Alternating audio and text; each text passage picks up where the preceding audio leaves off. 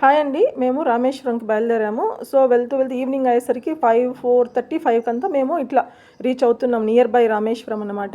ఇట్లా దగ్గరికి వచ్చేసరికే తెలుస్తుంది మనకి రోడ్డుకి అటుపక్క సముద్రం, ఇటుపక్క సముద్రం ఉంటుంది. మధ్యలో వెహికల్స్ పోతా ఉంటాయండి. చూడండి అసలు ఎంత అద్భుతంగా ఉందంటే చూడ్డానికి వ్యూ అబ్బా!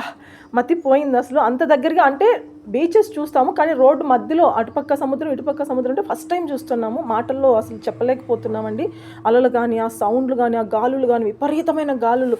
ఏ రకంగా ఒక సన్నగా అట్లున్న వాళ్ళైతే గాలికి కొట్టుకొని పోతారు. అంత గాలులు, ఈతరి గాలులు.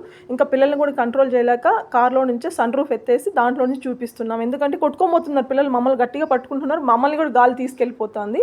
సో ఇది అయ్యే పని కాదని ఇంకా కార్లో కూర్చోబెట్టేశాం పిల్లల్ని.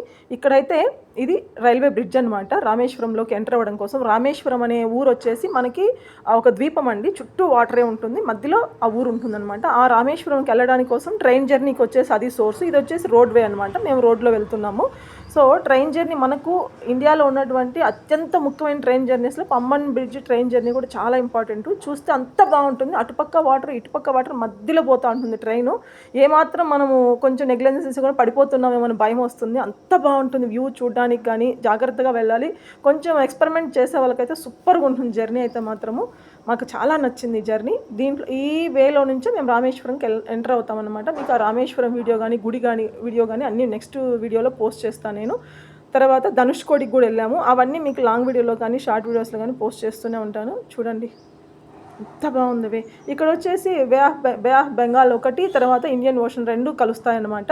అదొక గొప్ప విశేషం ఇక్కడ చెప్పుకోవడానికి. చుట్టూ ద్వీపము, రెండు సముద్రాలు కలిసే ప్లేసు. ఒక వాటర్ అయితే కొంచెం వేరేలా ఉంటుంది, ఒక వాటర్ అయితే వైట్గా కనపడుతూ ఉంటుంది. మనకు బాగా క్లియర్గా అర్థమవుతుందండి. చెప్పాను కదా, పిల్లల్ని ఇట్లా కంట్రోల్ చేయలేక సన్ రూఫ్ ఎత్తేసి కార్లోనే కూర్చొని పెట్టేసాము.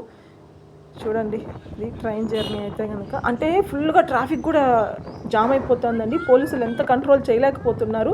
ఎందుకంటే వ్యూ అంత బాగుంది. అందరూ అక్కడికి వచ్చిన పర్యాటకులు అందరూ చూడాలి, ఎక్సైట్మెంట్తో ఉన్నారు.